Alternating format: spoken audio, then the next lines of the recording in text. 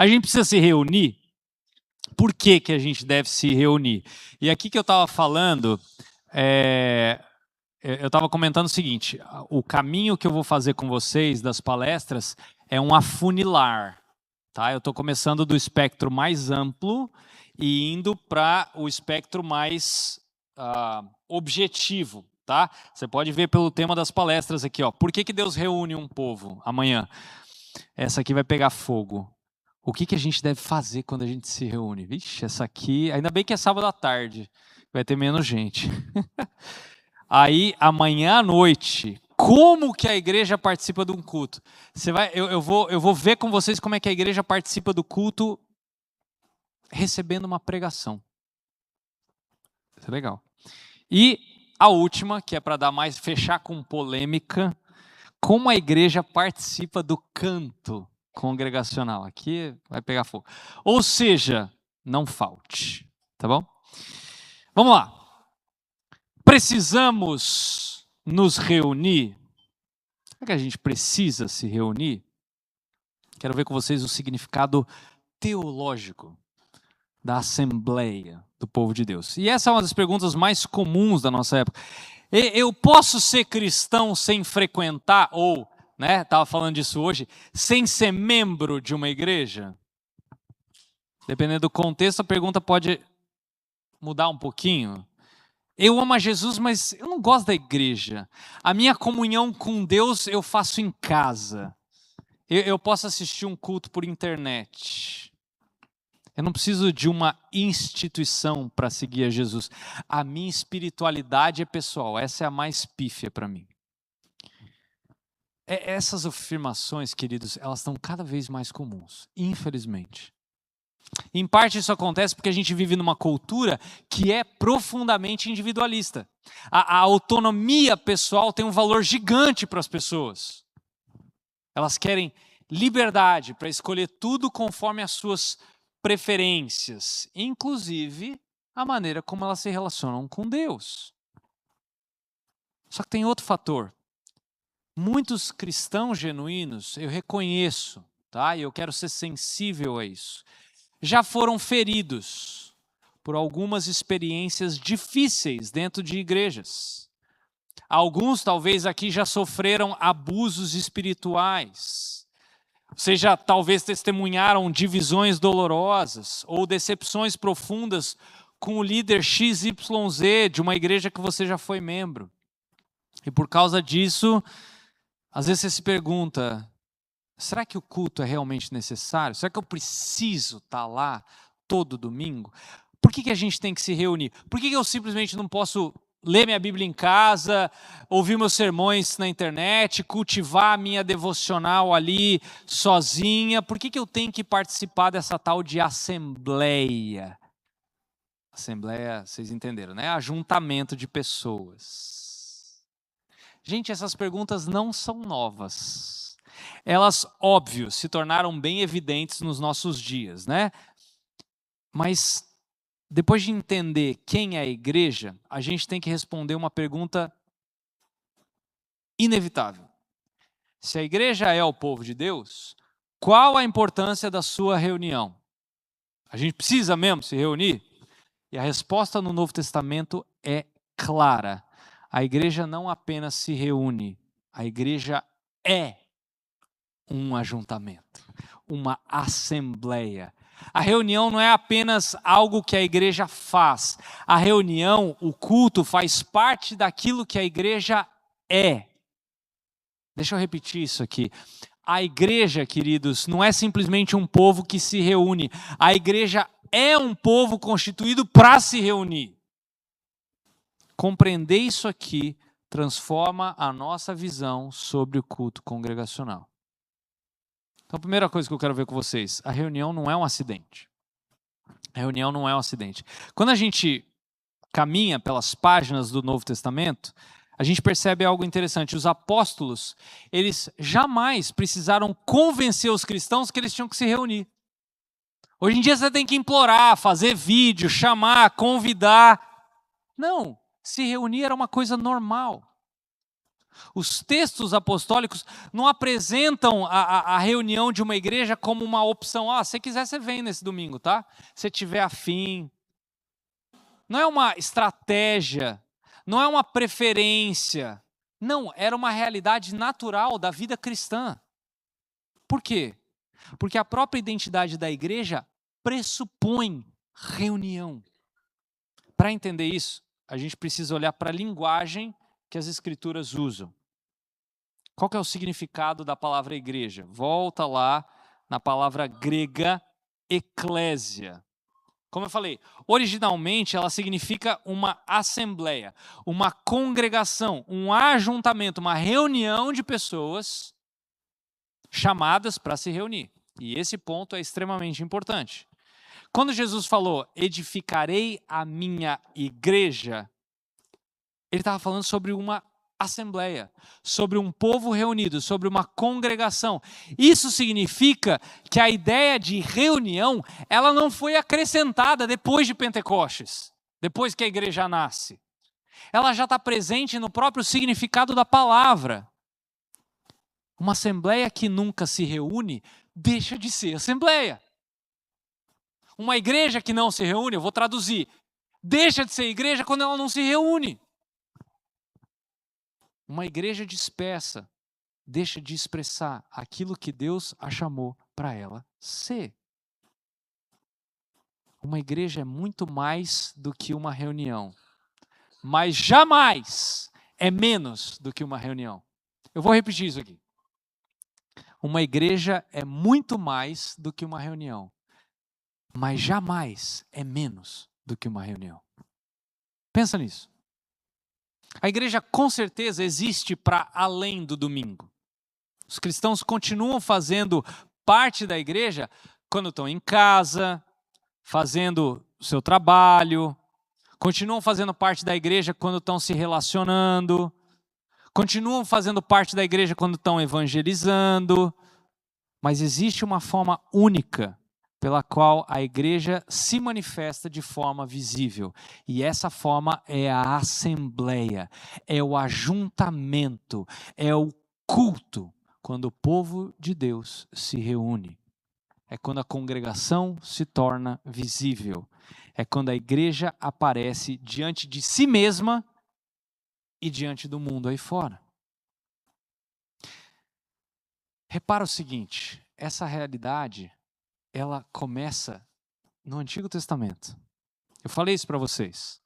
Essa realidade vem atravessando a história, para vocês é para cá, né? Vem atravessando a história da redenção ao longo do Antigo Testamento. A gente vê Deus reunindo o seu povo de forma contínua. Pensa de novo nos grandes momentos aí do Antigo Testamento. A libertação do povo do Egito. Aí o povo de Israel chega no Monte Sinai. Ali Deus reúne para si toda a nação. Não são indivíduos espalhados, não são apenas líderes, é o povo inteiro como um só. É interessante, abre a sua Bíblia em Deuteronômio 9. Deuteronômio 9. Olha como é que Moisés se refere a esse acontecimento. Deuteronômio 9, versículo 10. Leia o versículo 10. Como é que ele se refere a esse dia que o povo estava diante do Sinai?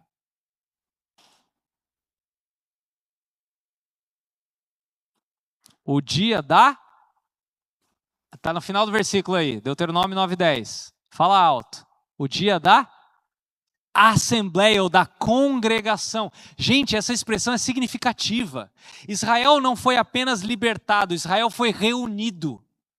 A redenção ali do povo conduziu eles a uma assembleia, a uma congregação. A salvação deles produziu uma reunião diante de Deus. Ao longo do restante do Novo Testamento a gente vê o mesmo padrão.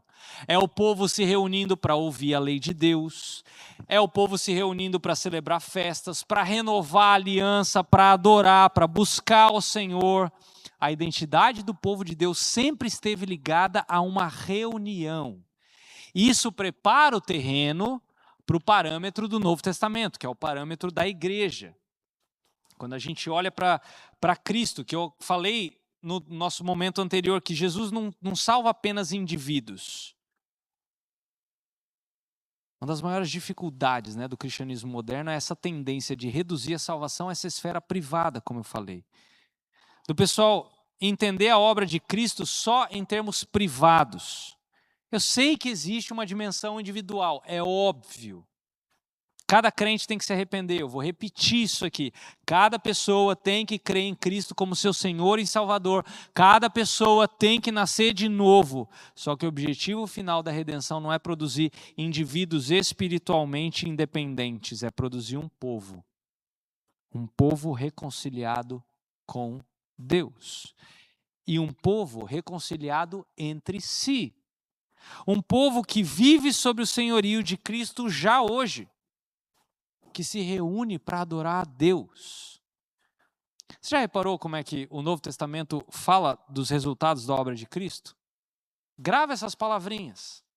Família, rebanho, templo, corpo, nação santa, sacerdócio real, etc. É tudo coletivo. Todos esses termos apontam para uma realidade comunitária, pressupõem relacionamento, uma reunião. Deus não está criando crentes isolados, Ele está formando uma comunidade redimida. E isso faz com que a igreja seja uma assembleia visível. Pensa por um momento numa grande família, um monte de parente. Durante boa parte do ano, eles estão espalhados. Cada um vive aí na sua cidade e tal. Seguindo a sua rotina, suas próprias responsabilidades. Mas aí eles marcam um dia de reunir toda a família. O que acontece? Eles se encontram, eles conversam, vão provavelmente comer juntos, vão tirar fotos. Eles vão celebrar a identidade que eles têm em comum. Pensa comigo, essa família já existia antes dessa reunião. Mas o que é o legal? Essa reunião torna visível aquilo que já era verdadeiro. Algo semelhante acontece com a igreja. Durante a semana, vocês estão espalhados. Os membros aqui da Igreja Mana, você que é de outra igreja, você entendeu aí, faça a sua ilustração pessoal. Mas vocês estão espalhados durante a semana. Alguns trabalham aqui em escritório, outros, sei lá, escola, hospital, fábrica, em casa, carro. Aí chega no dia do Senhor, algo extraordinário acontece. A igreja se torna visível. O povo de Deus aparece diante de si mesmo. Isso é legal. A congregação, a igreja pode olhar ao seu redor e perceber, olha, esses aqui são meus irmãos. Essas pessoas são aquelas pelas quais Cristo morreu. São essas pessoas com quem eu vou caminhar a eternidade. Goste você ou não. Gente, isso produz uma consciência coletiva que não pode ser reduzida por meios digitais, por transmissão online, por consumo individual de conteúdo gospel. Deus não nos chamou para ouvi-lo individualmente, mas para ser um povo reunido diante dele. Eu quero voltar nessa expressão que eu acabei de usar, que a igreja ela se torna visível para si mesma. Isso aqui é muito importante. Quando a igreja se reúne, ela vê a si mesma. Talvez você não tenha pensado nisso ainda, mas é isso que acontece. Durante a semana, a gente pode se esquecer facilmente da dimensão corporativa da fé. A gente pode se sentir isolado, sozinho. Você pode imaginar que você é o único ou a única que está enfrentando a dificuldade XYZ. Só que aí você chega no culto e você fica sabendo daquele irmão, daquela irmã que está perseverando naquela luta que é muito parecida com a sua. A gente vê, talvez, um casal de idosos fiéis a Cristo há décadas. Ou aquele jovem que está na faculdade, firme no evangelho, ou um novo convertido que está crescendo na fé.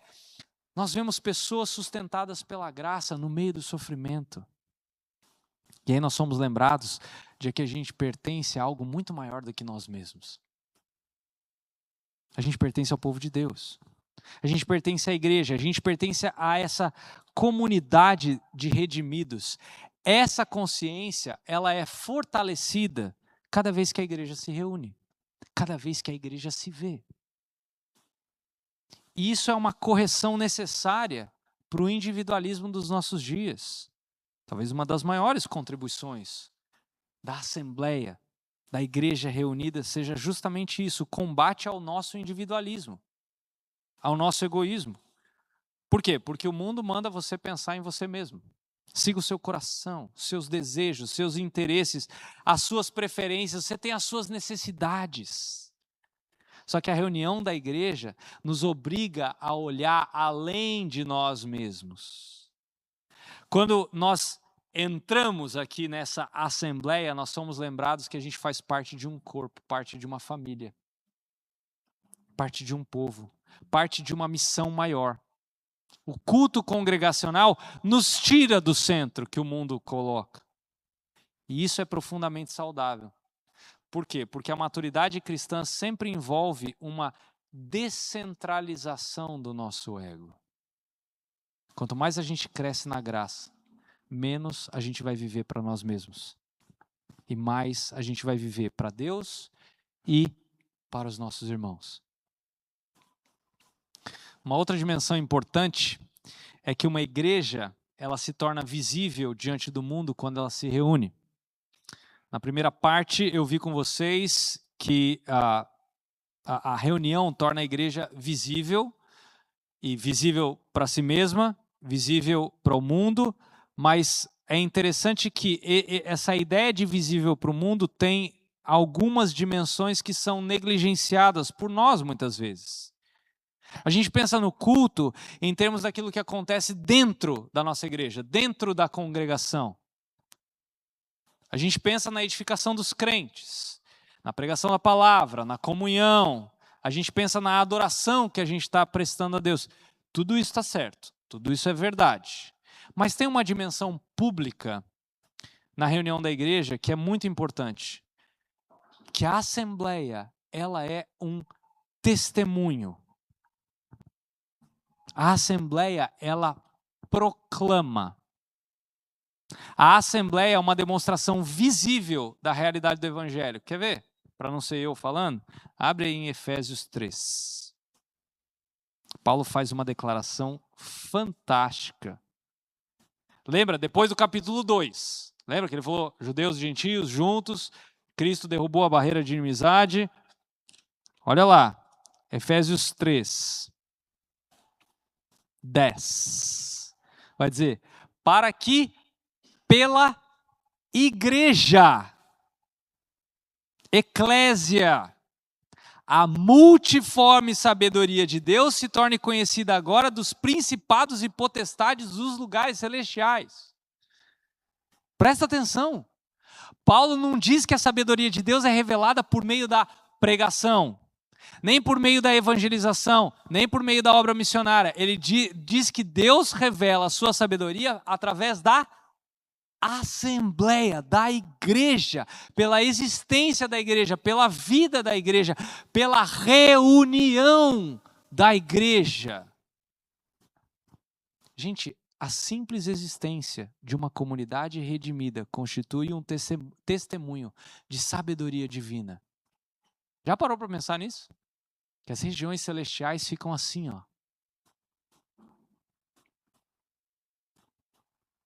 Por quê? Porque isso aqui é uma comunidade improvável. Pensa o que compõe uma membresia, para falar daquilo que eu sei que vocês estão estudando e, se Deus permitir, entendendo biblicamente, o que compõe uma igreja local saudável? Nós estamos falando de pessoas que, humanamente falando, jamais se relacionariam. muitas vezes. Eu sei que tem amigos aqui que são amigos antes da Amana. Mas tem muita gente aqui que se tornou amigo, irmão, aqui.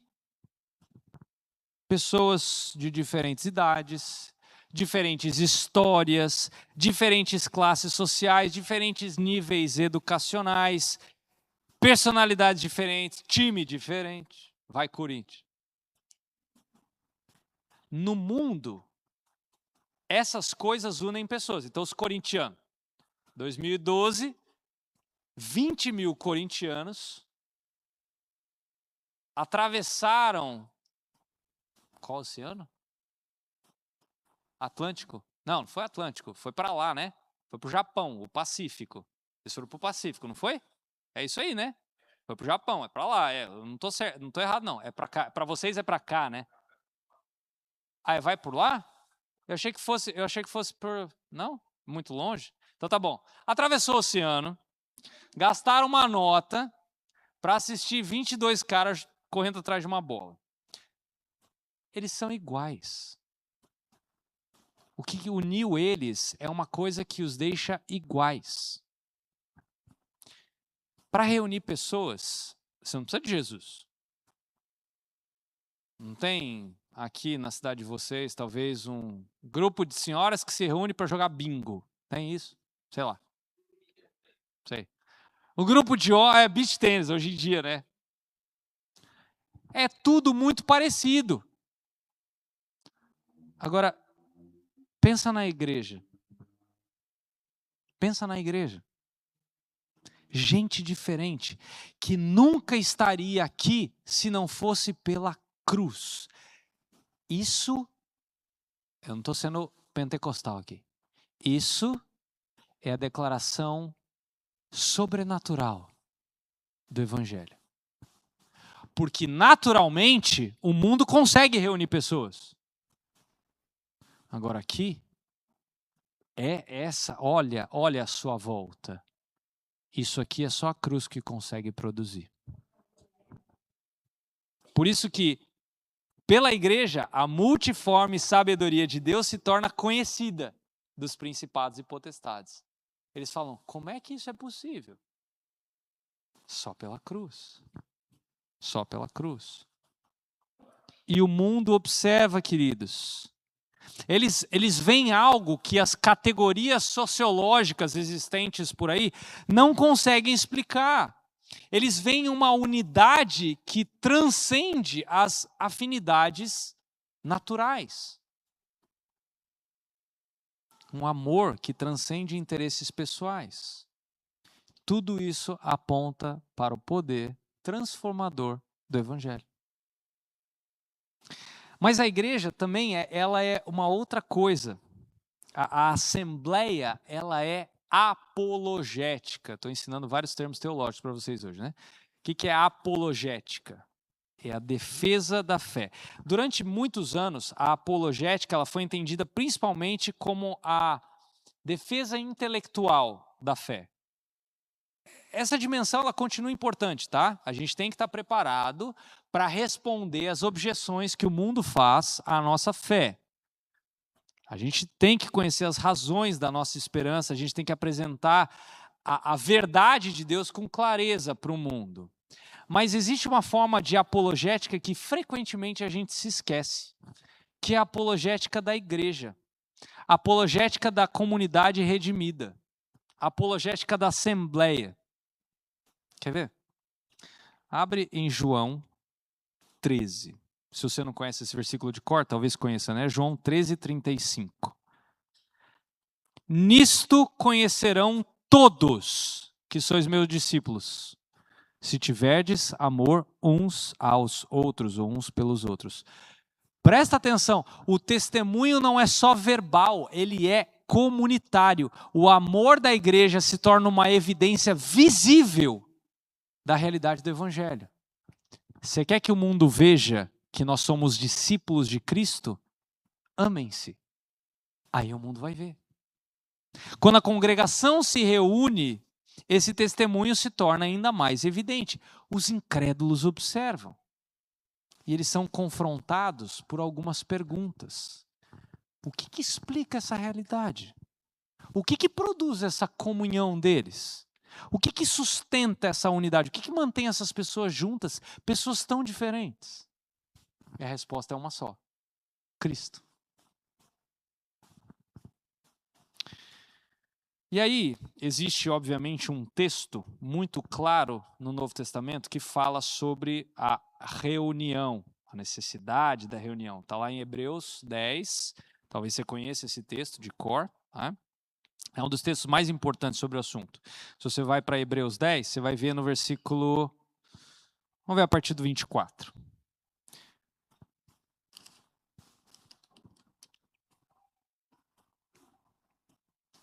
E consideremos uns aos outros para nos incentivarmos ao amor e às boas obras.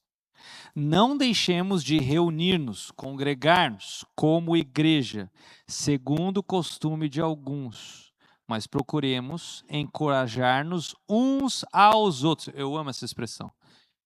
Ainda mais quando vocês veem que se aproxima o dia.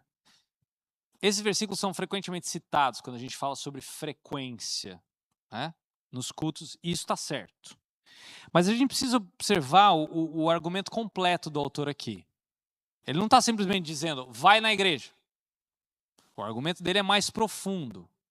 Ele está mostrando que a perseverança cristã depende, em parte, da vida congregacional.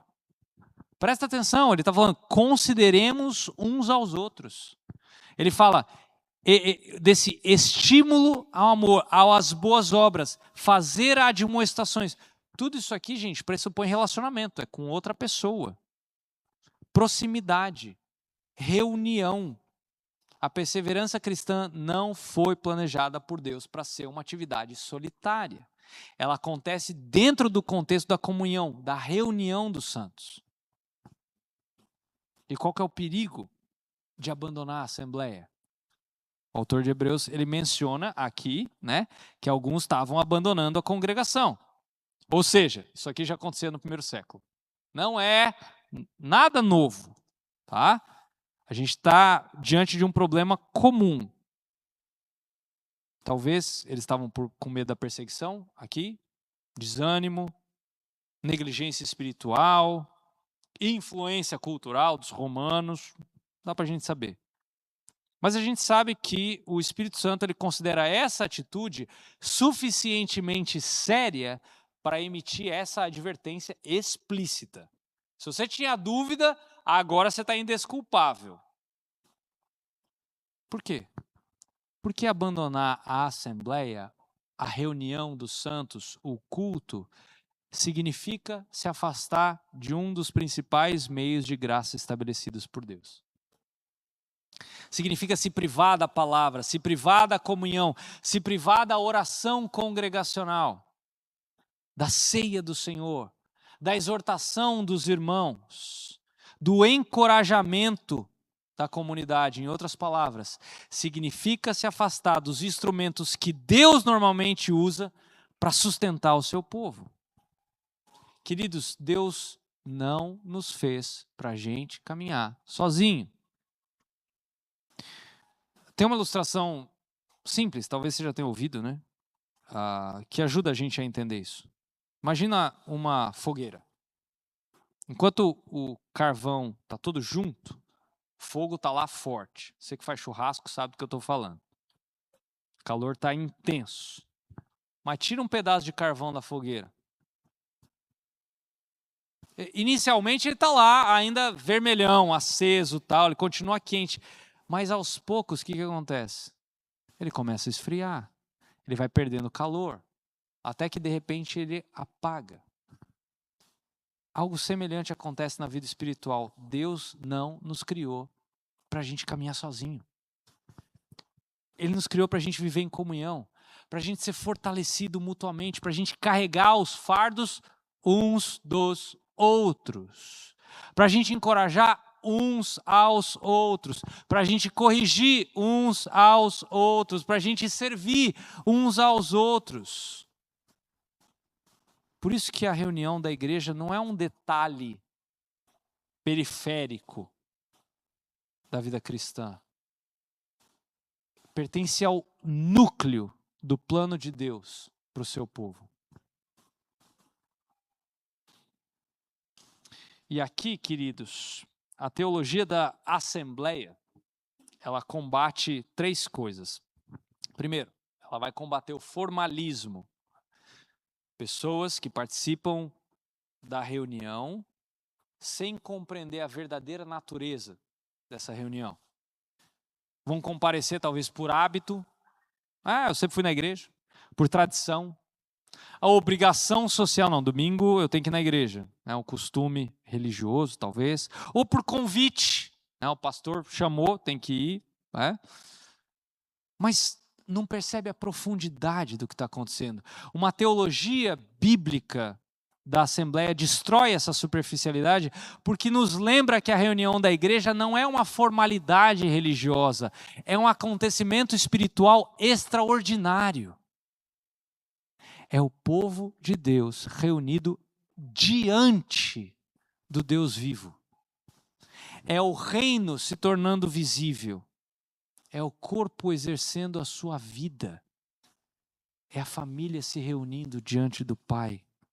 E quando a gente entende isso, fica impossível tratar o culto como uma mera rotina. Segunda coisa que a teologia da Assembleia combate é o individualismo. Como eu falei, é um dos maiores perigos que a gente enfrenta hoje em dia. Uma cultura que idolatra a autonomia. As pessoas hoje em dia querem liberdade sem responsabilidade. Pertencimento sem compromisso. Comunidade sem submissão. Só que a Assembleia, queridos, confronta tudo isso. Toda vez que a gente se reúne, nós somos lembrados de que a gente não pertence a nós mesmos. A gente pertence a Cristo. E a gente deve submissão a Cristo. A nossa fé possui uma dimensão comunitária. A nossa caminhada possui uma dimensão comunitária. A nossa perseverança possui uma dimensão comunitária. Nós não somos cristãos isolados, nós somos membros de um corpo. E uma outra coisa que a teologia da Assembleia combate é o consumismo, que é o terceiro perigo religioso aí. Essa mentalidade está tão presente hoje em dia. Muita gente escolhe a igreja da mesma forma que escolhe um restaurante. Vão avaliar a experiência que teve no culto. Comparam os serviços, analisam as... Deixa eu ver se atendeu as minhas preferências. Cara, me dá um negócio quando eu ouço isso. O que eu estou recebendo? O que essa igreja tem para me oferecer? O que me agrada mais? Só que a ideia de assembleia, de ajuntamento, vai nos ensinar uma outra perspectiva. Quando a gente compreende quem somos como igreja, a gente deixa de perguntar o que eu vou ganhar, o que eu vou receber, e começa a perguntar como é que eu posso servir, como é que eu posso encorajar, como é que eu posso contribuir. A reunião deixa de ser um produto e volta a ser aquilo que Deus planejou, a comunhão de um povo redimido. E tem uma dimensão importante que a gente precisa pensar a respeito do culto, que é o fato da gente ter a alegria da presença de Deus no meio do povo. Talvez a maior motivação para se reunir deva ser essa. Deus prometeu manifestar a sua presença entre o seu povo. Sim, Deus está em todo lugar? Tá. Ele é onipresente? É. Não tem local onde Deus não esteja? Sim. Mas as Escrituras, elas falam da presença especial de Deus no meio da congregação.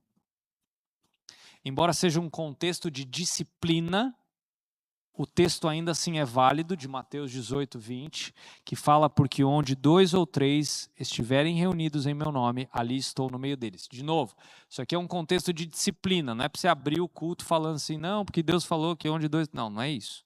Mas é um contexto de assembleia. Pode ver no versículo 17. Está falando assim, diz-o a igreja, tá? Ou, 1 Coríntios 14,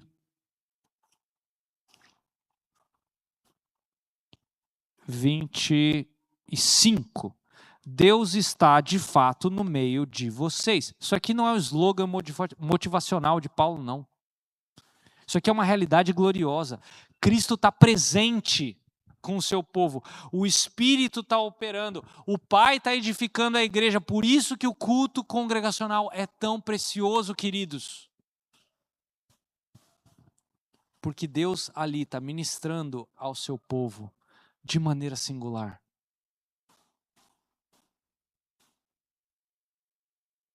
É no contexto do culto que Deus nos fortalece, que Ele nos corrige, que Ele nos consola, que Ele nos sustenta, que Ele nos transforma.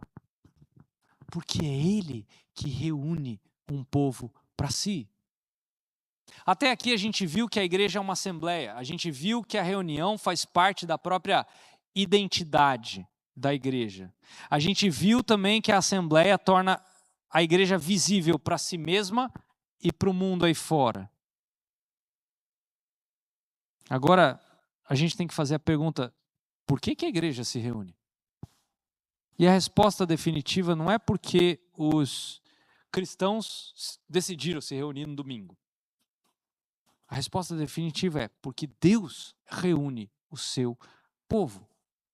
Quando a gente fala de culto, frequentemente a gente pensa naquilo que a gente faz. O que a gente faz num culto? A gente canta, a gente ora, a gente lê a Bíblia, ouve uma pregação, a gente celebra a ceia. Tudo isso é verdade. Mas tem uma realidade anterior a isso. Antes de qualquer movimento nosso, existe um movimento divino. Antes de qualquer resposta humana, tem uma iniciativa de Deus. Antes de qualquer ato de adoração que eu e você possamos ter, existe graça soberana de Deus operando. Em outras palavras, a igreja não se reúne porque ela decidiu fazer assim. A igreja se reúne porque Deus reuniu a sua igreja. E essa perspectiva muda completamente a nossa dimensão de culto. Por quê? Porque a história da redenção é a história de um Deus que reúne. De novo, eu falei para vocês, a Bíblia mostra isso. Pensa, Adão caiu. Deus simplesmente pegou e chutou Adão? Não. Deus buscou Adão. Já parou para pensar? Deixa eu fazer um parênteses aqui, eu vou espero não extrapolar meu tempo. Gente, isso aqui é fantástico. Abre em Gênesis 3. Não sei se você já parou para pensar nisso aqui. Vamos ver rapidinho para não sair do meu tempo aqui. Gênesis 3. O ser humano peca. Aí aqueles diálogos, né? Assim, foi a mulher que tu me deste, né? Foi a serpente, um botando a culpa no outro. Aí Deus vai lá, dá os juízos dele, e aí tem um primeiro anúncio do evangelho. Olha só, o homem cai e Deus já anuncia o evangelho. Percebeu a importância disso? Gênesis 3,15. Eu vou pôr inimizade entre você, serpente, e a mulher, entre a sua descendência e a descendência dela. Este lhe ferirá a cabeça. Falando de Jesus aqui. Só que não para aí. Olha como é que Deus aponta para a cruz. Você já parou para pensar nisso? Olha o versículo 21. O Senhor Deus fez roupas de pele e com elas vestiu Adão e sua mulher. Pergunta. O que aconteceu aqui? Precisou o quê? Matar um cordeiro. Precisou haver derramamento de sangue para cobrir o pecado da nudez. Cara, olha que fantástico isso. Ele está apontando diretamente para a cruz.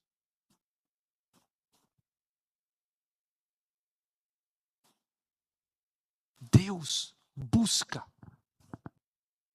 Depois do dilúvio, Deus preserva Noé. Como eu falei, Gênesis 12, ele chama Abraão. Lá no Êxodo, ele reúne o povo de Israel no Sinai. No deserto, ele reúne as tribos ali no tabernáculo. Na terra prometida, Deus reúne uma nação para celebrar as suas festas. Depois do exílio, a figura fantástica lá em Neemias 8, de pregação expositiva. Você que reclama da duração do culto, eles ficaram das 6 da manhã até meio-dia, ouvindo uma exposição bíblica. Tá bom para você? A reunião do povo. Olha que legal. Deus reúne. No Novo Testamento, Jesus reúne os seus discípulos. Depois de Pentecostes, o Espírito reúne a igreja. Ao longo dos séculos, Deus continua reunindo pecadores ao redor de Cristo. E sabe o que é legal? O final da história vai ser assim.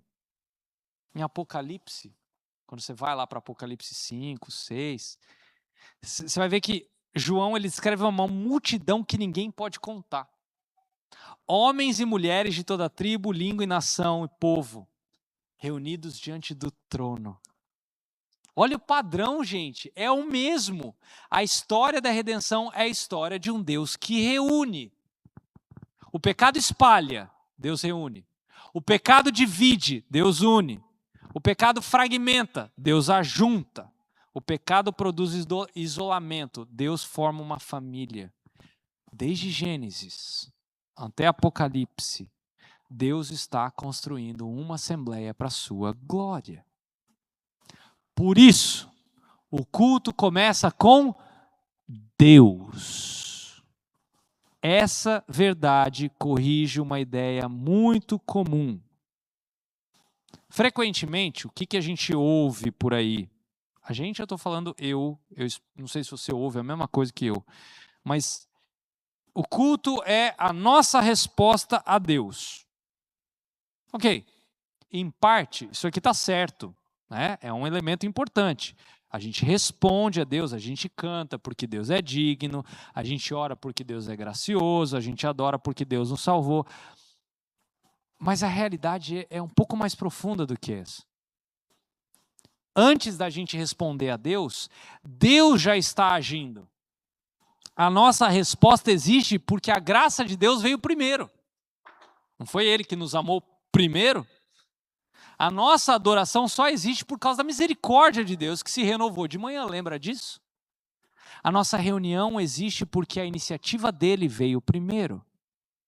Paulo expressa isso de forma fantástica em Romanos 11. Olha só que legal. Você conhece esse versículo? Romanos 11, 36. Porque dele, por meio dele e para ele são todas as coisas. Presta atenção na abrangência dessa afirmação.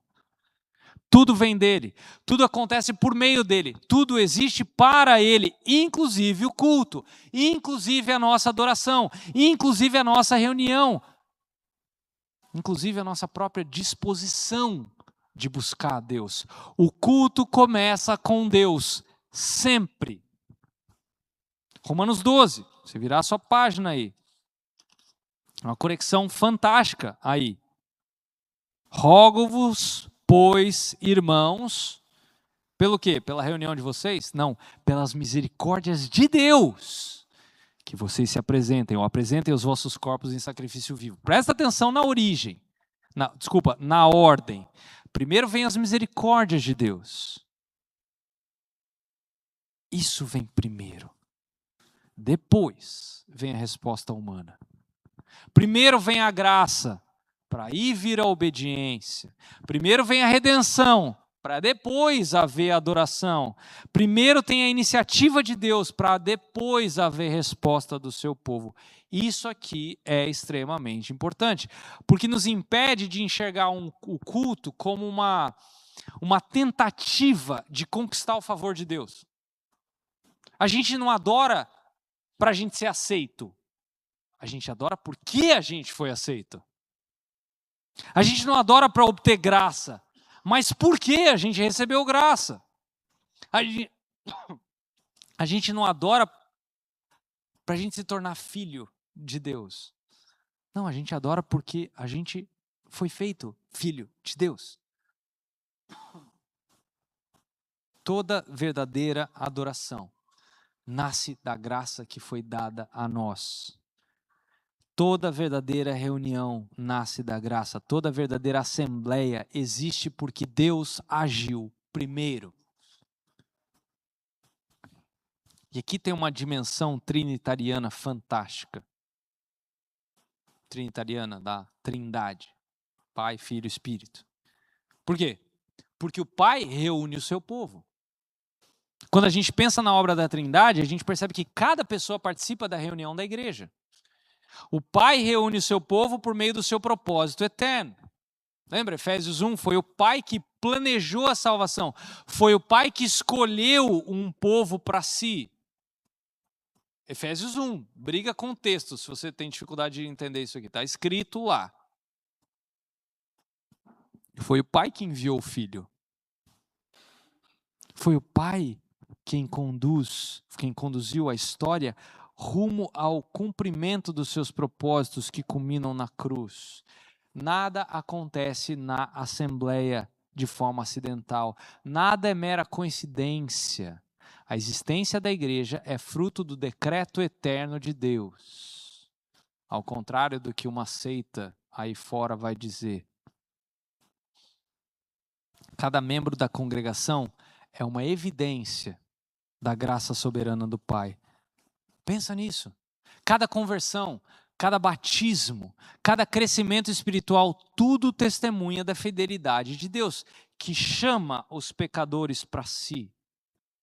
Por isso que quando a gente olha para a congregação reunida, a gente está vendo um milagre da graça de Deus. Mas não só o Pai. O Filho reúne um povo. O Pai reúne através da obra do Filho.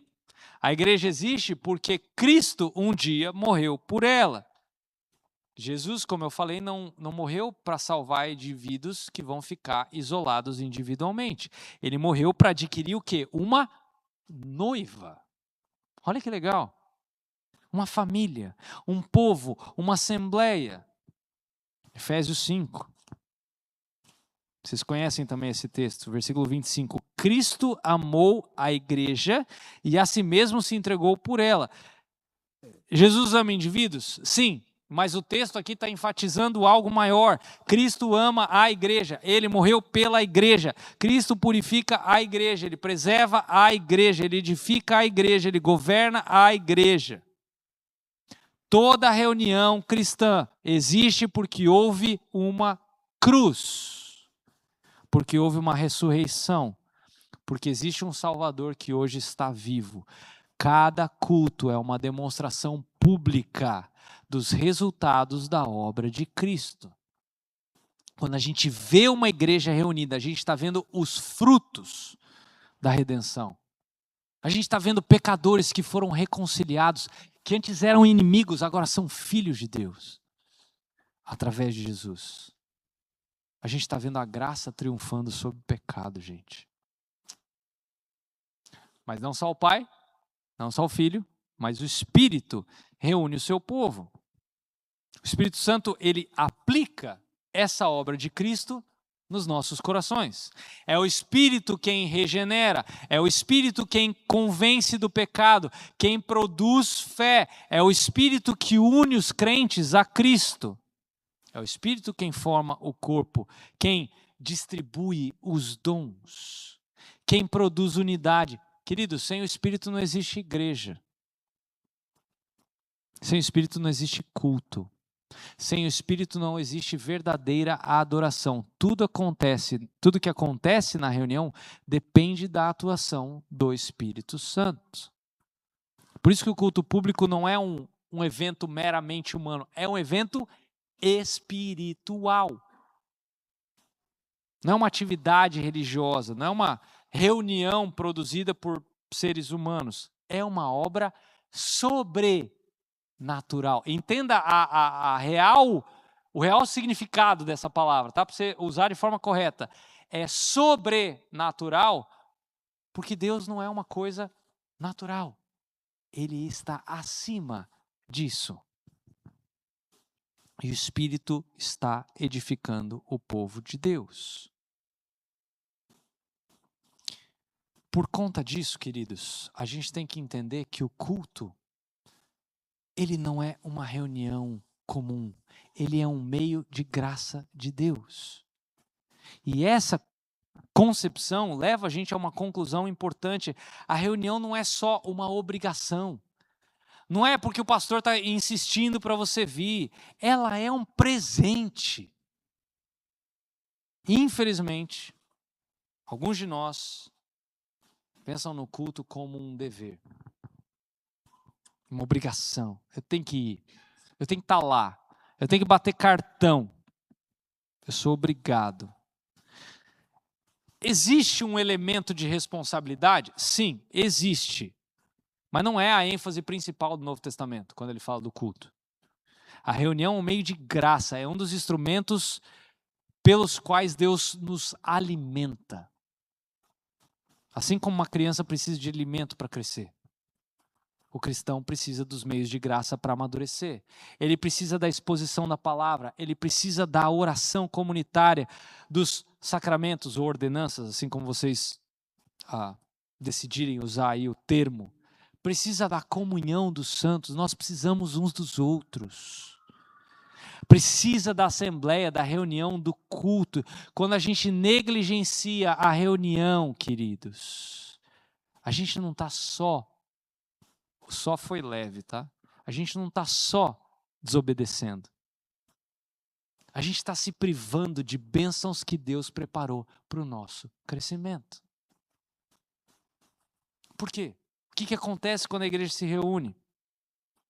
Ao longo do nosso tempo que a gente já teve aqui, a gente viu várias respostas. Quando a igreja se reúne, o povo de Deus se torna visível. O reino se torna visível, ainda que imperfeito.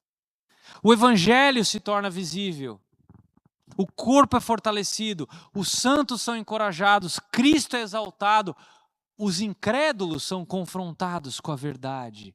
O Espírito opera, Deus ministra ao seu povo. Por isso que a gente não deve tratar a reunião da igreja como algo secundário. Isso tem que ocupar o lugar central na vida do crente. Não é porque tem uma convenção, sei lá, desde o século I, de que os crentes se reúnem no domingo. Não. É porque Deus decidiu agir através do culto. Obviamente, Jesus ressuscitou no domingo. Por isso que a gente celebra o culto no domingo, que é o primeiro dia da semana. O domingo, como a gente falou, não faz parte do final de semana. Tira isso da sua cabeça. Não existe primeiro-feira. É segunda-feira, porque é o segundo dia da semana.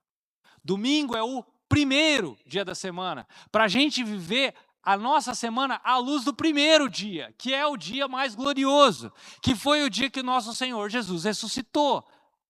Ao contrário do que o mundo fala, que é o final de semana. Não, o final de semana acaba no sábado. Isso é o final da semana.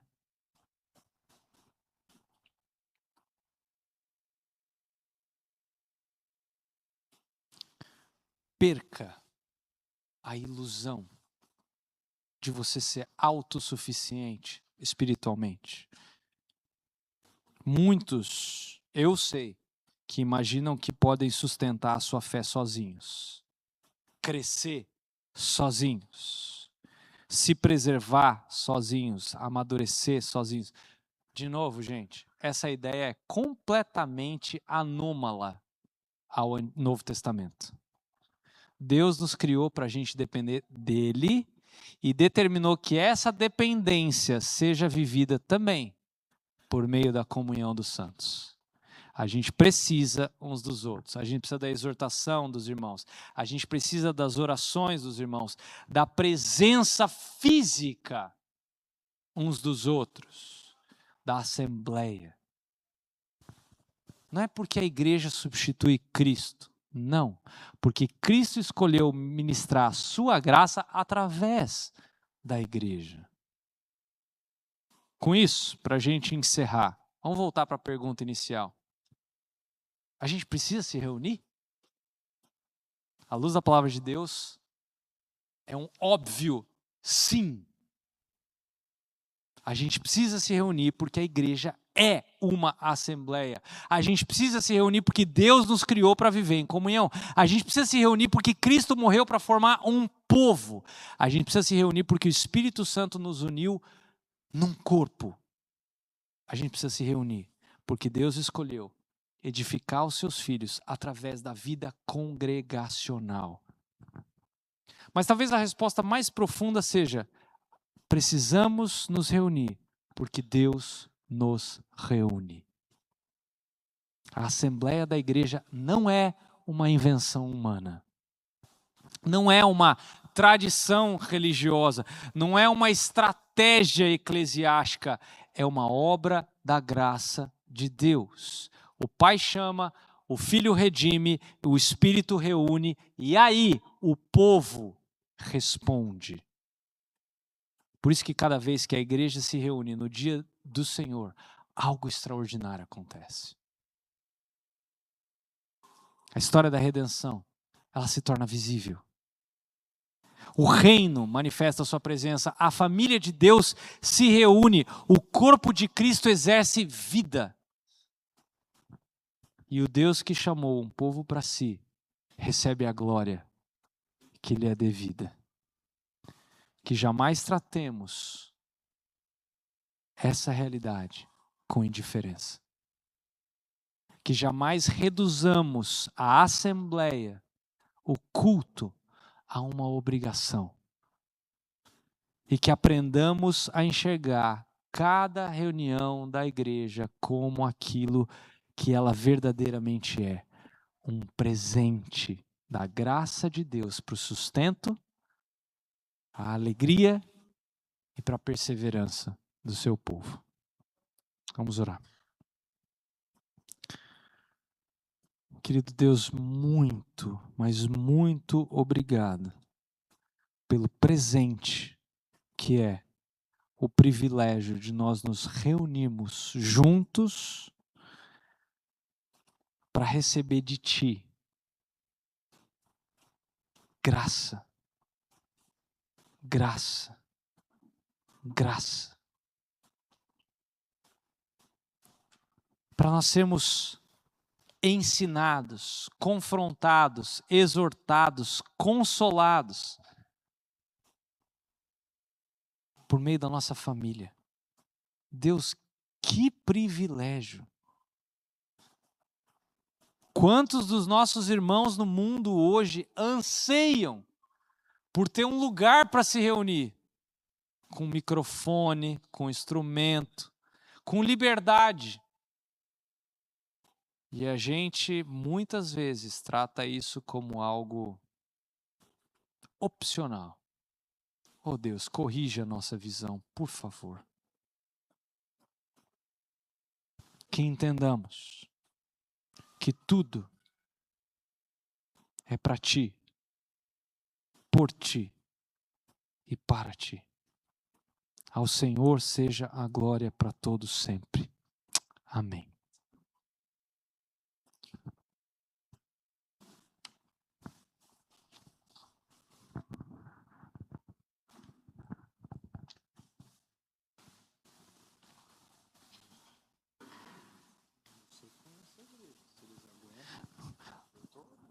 A gente, nós decidimos deixar um tempo de perguntas e respostas para amanhã.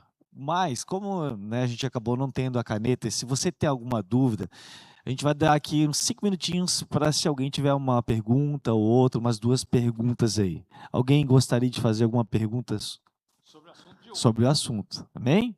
Pode ser? Né? Vamos dar essa oportunidade aí. Quem sabe a gente consegue aprofundar. Tem microfone ali? Tem? Esse aqui, pastor.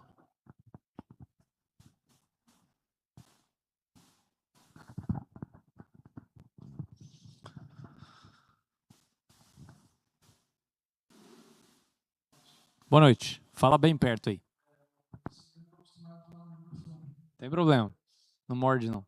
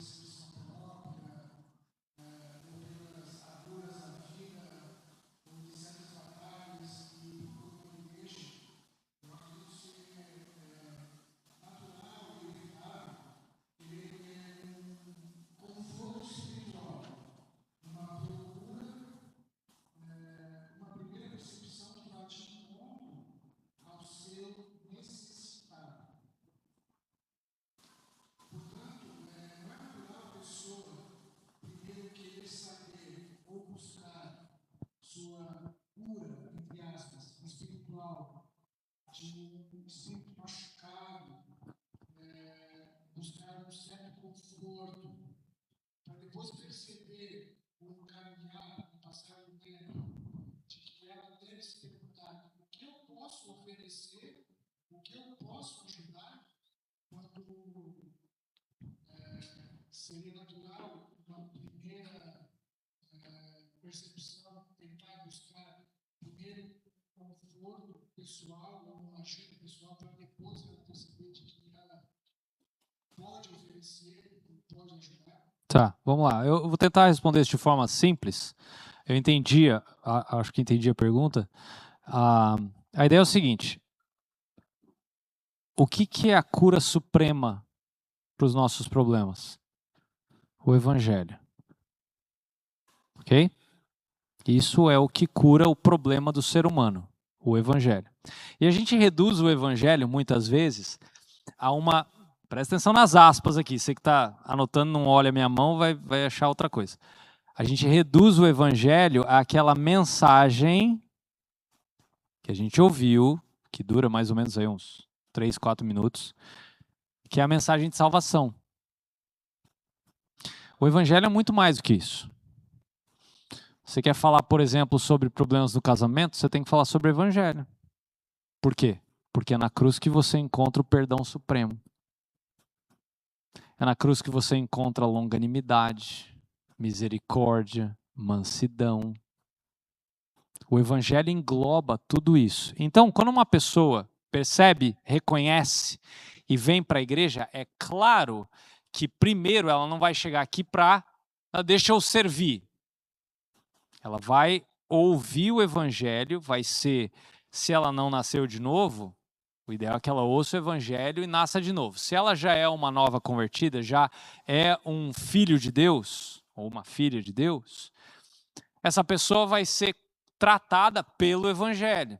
Pessoas vão chegar perto, vão, puxa, como é que eu posso te ajudar? O que está acontecendo? Como é que eu posso te servir? Vamos tomar um café juntos, eu quero orar contigo e tal. E aos poucos, essa pessoa vai sendo fortalecida no Evangelho, até o ponto de, agora entrando no processo que eu sei que essa igreja está passando aqui, ela, quem sabe, adentra, né? Se torna membro da igreja e aí, com o tempo, ela passa a poder servir. Então, não é um processo que acontece da noite para o dia, tá? Ficou claro? Microfone, para todo mundo ouvir.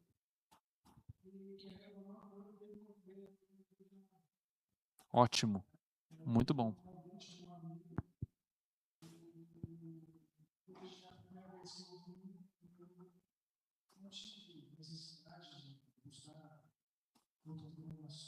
Que bom. Que bom.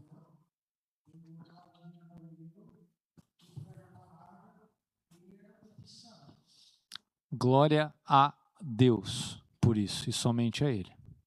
Muito bom. Mais alguém? Sobre hoje. Aqui, tem uma aqui, ó.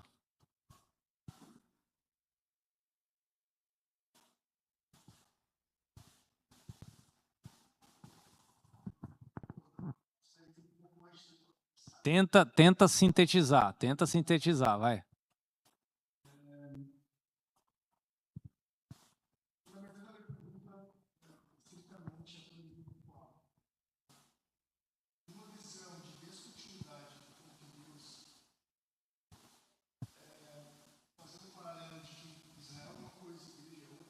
Uhum. Ou então podemos definir um futuro para uma substituição, um paralelo, ou até mesmo um cumprimento. Tendo a visão de que são coisas distintas. Eu estou processando a resposta.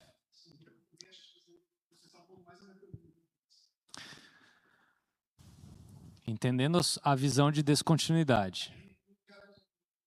Não, fica tranquilo. Eu comecei a dar aula faz alguns anos já. Eu entendo que Deus tem parâmetros. E esses parâmetros são visíveis. Independente da sua visão, seja ela de continuidade ou descontinuidade, Deus tem parâmetros. Então, quando Deus estabelece o fato de que Ele quer estar junto com o seu povo, isso não muda. A forma que Deus vai fazer isso é outra coisa. Mas o fundamento é de que Deus quer estar junto com o seu povo. E é o que a gente vê em Apocalipse.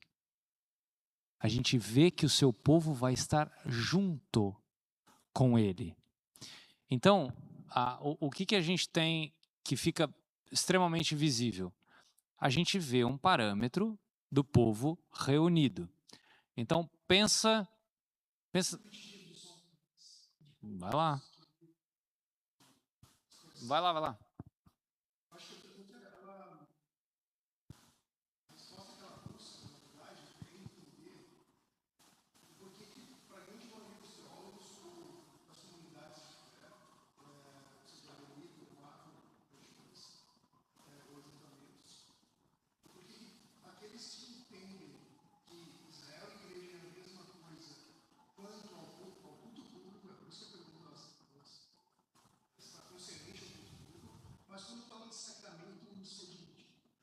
Sacramento?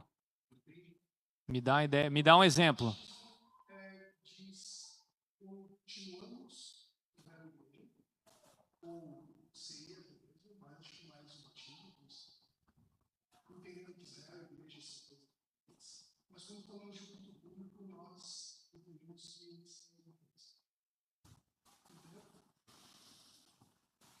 Eu acho que a sua pergunta ela é bem específica no campo acadêmico.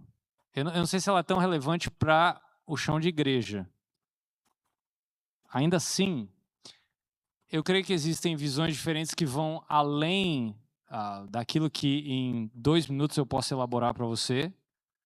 De novo, eu precisaria de uma sala de aula para fazer isso e examinar outros textos para mostrar aquilo que determinados autores pensam, como você mesmo falou, antes que as crianças acabem lá com o Ministério Infantil.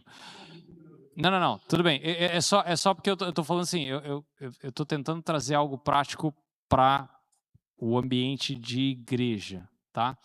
Então, o que acontece? Essa distinção de Israel e igreja, determinados círculos, ela vai se dar em relação à etnia. Então, um judeu crente, ele tem que se reunir. Agora, e se esse judeu crente se reúne no sábado? Ele está pecando? Jesus ressuscitou no domingo? Puxa, mas o cara vive em Jerusalém e lá o sábado é o dia onde tudo para. Está errado? Não. Eu não acho que ele está errado. Aliás, eu acho que ele está, inclusive, confrontando os seus irmãos de etnia judaica a pensarem, puxa, mas eles não estão na sinagoga, eles não estão em outro... Não, eles estão se reunindo como igreja. Eles são judeus? Sim, porque aquele judeu morreu por todos. Agora, o cara deixou de praticar a circuncisão? Não. Ele é judeu, isso é mas a circuncisão não significa que ele agora faz parte do povo da aliança. É mais uma tradição hoje para ele.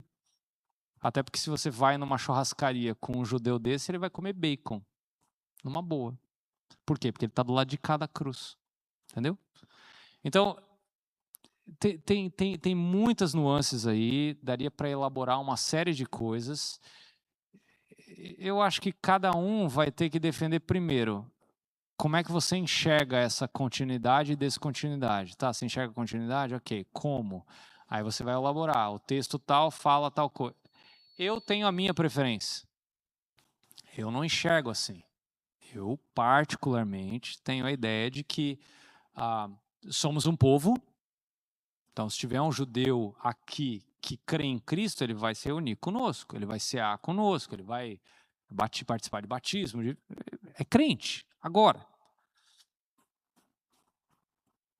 quando você vê os textos do Antigo Testamento, E aí a minha hermenêutica não me permite, eu vou ser bem duro aqui, alegorizar determinados textos. É muito difícil.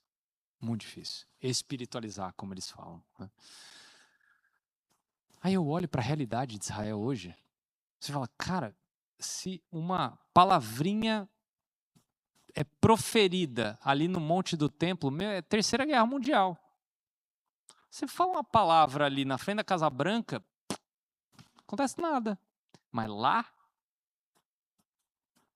um povinho, quando você estuda a história da igreja, um povinho desse tamanho aqui, menor que o estado de Santa Catarina, mora num lugarzinho que não tem nada, é deserto. É disperso no ano 70. Fora a história anterior, mas é disperso no ano 70. Fica disperso por séculos. A mesquita de Omar é construída bem no monte do templo. E aí, por providência divina, os caras conseguem se reunir com a mesma língua, com a mesma cultura, com os mesmos costumes, no século XX, para voltar a morar no mesmo lugar. E aquela terrinha que não tem nada, é deserto, é uma terra absurdamente rica, verde. Os caras são ricos, absurdamente inteligentes, possuem a maior quantidade de diamante no mundo, a maior quantidade de prêmio Nobel. A agricultura que eles produzem é para subsistência e nunca falta. Os caras são atacados de todos os lados, os caras não... Eu não estou dizendo que eles estão certos no que eles estão fazendo. Aí você fala assim, peraí, vai. Você vem falar para mim que não tem mão de Deus sobre aquela nação? É meio estranho isso. Essa é a minha visão. Olhando para os textos do Antigo Testamento, para a realidade que eu vejo hoje. Entendeu? Agora, quem crê em Cristo é nova criatura. Independente se ela é judia ou se ela é gentílica. É isso que eu vejo no Novo Testamento. Tá? Está nascendo gentil, está nascendo... Tem crente nascendo de novo e eles são gentílicos. O que a igreja faz? Manda Barnabé lá para investigar. Aí Barnabé vai para lá, ele é o cara preciso para fazer isso. Barnabé vai lá e ele vibra. Ele fala, é isso mesmo. Primeiro Cornélio, em Atos 10. Aí depois em Atos 11 vai lá Barnabé e fala assim, é isso mesmo. Os gentios estão junto conosco nessa. Nós somos um povo diante de Deus. Deus, eu creio, ainda tem umas coisas para resolver com Israel, ainda vai lidar com Israel como nação. Mas diante de Deus nós somos um povo. Eles mantêm a cultura deles, eles mantêm o jeito deles de costumes e tal, sim, mas a salvação sempre foi e sempre vai ser pela fé em Cristo Jesus. Haja visto o pai da fé. Ele creu. E o filho de Abraão é quem crê, não é quem guarda a lei. Tá? Mais alguma? Então amanhã vocês trazem caneta, anotem. Isso é bom, anotar, colocar no papel. Eu sei que amanhã a coisa vai esquentar. Hoje, como eu falei, eu estou trazendo assuntos daqui para funilar. Então, se você gosta de algo mais quente, venha amanhã à tarde e venha amanhã à noite. Você não vai se arrepender. Claro, tem ainda mais uma aqui ainda. É aqueles 7 minutos que os juízes dão depois dos 45. Vai.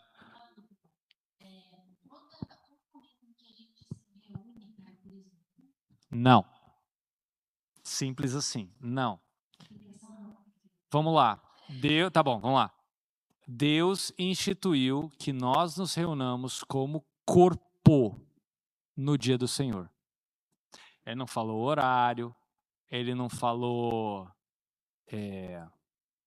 como é que as cadeiras têm que ser, ele não falou qual a cor da tinta que a gente tem que usar. Ele falou que a gente tem que se reunir no dia do Senhor. Sendo assim, se olhar 1 Coríntios 10, 1 Coríntios 11, vai estar lá. E ele fala para a gente se reunir como um só corpo em torno do pão. Uma coisa que eu estava conversando com o pastor Wagner hoje, que é a minha visão de que eu creio ser um erro igrejas que fazem 2 cultos. Ah, mas a gente tem problema de espaço. Procura plantar uma igreja. Porque o que acontece? Você forma 2 igrejas dentro de uma só. Aí você tem uma membresia, você vai formar uma membresia que não se assenta à mesa do Senhor junta. Está errado. São 2 igrejas, não é uma. Então, tem uma série de implicações isso, mas qual que é a ordenança que nós temos? A igreja deve se reunir como um corpo no dia do Senhor. Vai ser de manhã? Vai ser à noite? Pode ter 2 cultos? Pode. Como? Um é o culto principal. Você quer fazer outro culto? Eu conheço uma igreja, por exemplo, que ela faz o segundo culto como um culto de oração. Sabe quem veio de igreja tradicional aqui conhece aquele culto de quarta-feira, né? Aquele culto de oração. Quem que veio de igreja tradicional? Alguém aqui? Vocês lembram disso aí? Os pastores daquela igreja entenderam que seria interessante fazer no outro período, né? Um culto mais curto, mas esse culto de oração, como? De forma dinâmica, eles apresentam, bem dinâmico, tá? Uns 18, 20 pedidos de oração da própria igreja. Ah, a irmã fulana está com um problema. Ô, fulano, você pode orar por ela? Ah, fulano, você pode orar pela pregação fiel da palavra de Deus na nossa igreja? Ah, fulana, você pode orar pela irmã tal que foi hospitalizada? Assim. Aí a hora que acaba essa como é que você chama isso? Essa diretriz de oração, ele fala assim, o pastor fala assim, você que foi designado para orar, você levanta a sua mão, o microfone sem fio vai chegar e agora nós vamos orar. Aí, cada pessoa tem uma consciência interessante, a pessoa não ora pelo Deus de Abraão, de Isaac, Jacó, muito obrigado, porque, não, o irmão foi designado para orar pela pregação, Senhor, mantenha o nosso púlpito firme na tua palavra, que em nenhum momento, escola dominical ou em outros momentos, a nossa igreja se desvie da palavra de Deus. Amém. Ele acabou de orar por um pedido. E as pessoas participam, esse culto tem mais ou menos 1h15. Ele não é exigido, ele é incentivado, mas ele não é exigido. Por quê? Porque o culto principal acontece num outro momento. Esse culto, sim, é exigido que o membro esteja lá. No outro, né, nesse segundo, é uma sugestão. Porque aí você fica sabendo dos pedidos da igreja, você precisa sabendo o que está acontecendo na igreja e tal. Mas eu sei que nesse segundo, por exemplo, muitas famílias que têm muitas crianças não conseguem vir. É mais difícil, né? Então, existe essa diferença. Você precisa ter um culto, e é nesse culto em que a Bíblia exige que os membros estejam presentes como um só corpo. Se um pastor, eu sei que o seu pastor vai falar isso, mas se um pastor fala assim, não, você tem que vir no segundo culto, ele está exigindo algo que a Bíblia não exige. Isso é abuso. E isso é abuso, não é essas coisas que falam por aí não. Isso é abuso, tá?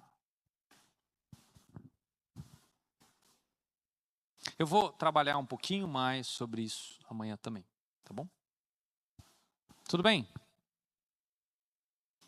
Espero que vocês se animem de vir amanhã.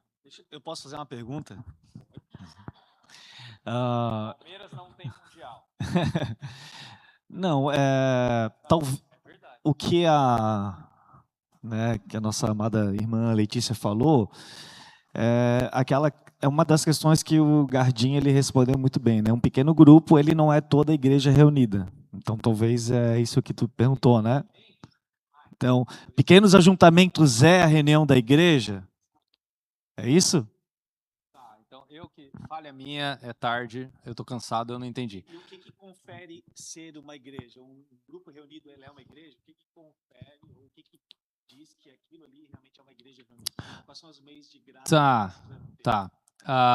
A ideia de que uma igreja ela se reúne à mesa, e aí eu estou falando inclusive da ceia, tá? Uma igreja que se reúne no dia do Senhor e que ela pactua, ela está junta, unida como um corpo local. Eu sei que vocês estão num processo aí de membresia, é um processo. Vocês vão se tornar formalmente uma igreja, vocês já são, mas de maneira mais formal, quando vocês pactuarem juntos. A gente estava falando hoje sobre pacto, não é? Pacto de membresia. A hora que vocês, uns aos outros, vocês se comprometerem uns com os outros. Agora, quando eu estou num grupo pequeno, eu estou com uma pequena parte da igreja ali, estudando a Bíblia. Mas aquilo não é culto. E o culto é interessante que o culto ele não é a igreja reunida. É um ajuntamento dos membros da igreja amana, porque nem todo mundo vem todo domingo.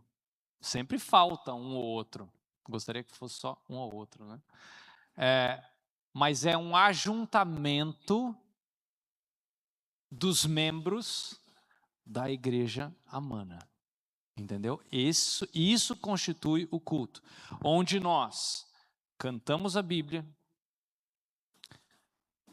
oramos a Bíblia, lemos a Bíblia, vemos a Bíblia, batismo e na ceia, e onde nós ouvimos a pregação da palavra. Então, é esse momento que constitui culto, e é esse momento em que é exigido que o membro esteja presente, como aquilo que a gente ouviu nesses dois momentos ali, tá? O resto é uma parte da igreja que está reunida ali para estudar a Bíblia, para fazer discipulado, para orar junto, mas é uma parte da igreja, tá? Que está ali junta. Prorrogação não, né? Tá bom. Então amanhã, 15h. Não falte. 15h. Você não vai se arrepender. No mínimo você vai ficar bravo comigo. Comigo não. Com aquilo que a Bíblia fala. Tá bom? Eu espero que não. Eu espero que você goste. Deus abençoe vocês. Eu espero que vocês consigam descansar para amanhã.